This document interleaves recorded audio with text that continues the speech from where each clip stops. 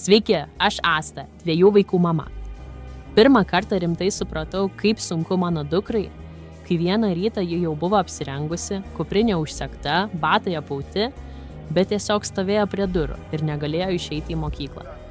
Kai paklausiau, kas atsitiko, ji pasakė nieko. Bet tą nieko jau buvau mačiusi daug kartų. Prieš kontrolinius, pristatymus, važiuojant autobusu ar tiesiog būnant tarp daug žmonių. Ir beveik visada jos rankos darydavo tą patį. Ji krapštydavo nagų odeles. Kartais net nepastebėdavo, kol jos nepradėdavo skaudėti. Aš vis sakydavau, nekrapštyk, palik rankas, viskas bus gerai. Bet vieną dieną ji man pasakė, mama, aš net nepastebiu, kada tai darau. Tada supratau, kad jai nereikia dar vieno žmogaus, kuris liepia nustoti. Jai reikia kažko, ką galėtų daryti vietoj to. Taip atradau Calmį besisukantį žiedą. Jis atrodo kaip visiškai paprastas papuošalas, bet jo dalį galima tyliai sukti pirštais. Dukra pati išsirinko, kuris jai gražiausias ir pradėjo nešioti į mokyklą.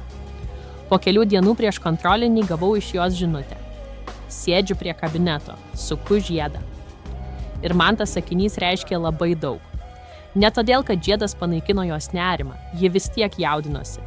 Bet vietoj odelių krapštimo jos rankos jau turėjo kitą veiksmą. Dabar jie jį suka prieš pristatymus laukdama, ar tada, kai tiesiog nežino, kur dėti rankas. Kitiems tai paprastas žiedas, o jai tai mažas nepastebimas ritualas. Jeigu ir tavo vaikas nuolat krapšto odeles, kramto nagus, ar tiesiog visada kažką daro rankomis, gal kartais nereikia dar kartą sakyti nustok. Gal reikia pasiūlyti, ką daryti vietoj to.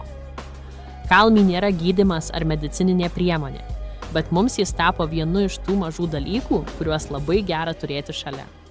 calmy.lt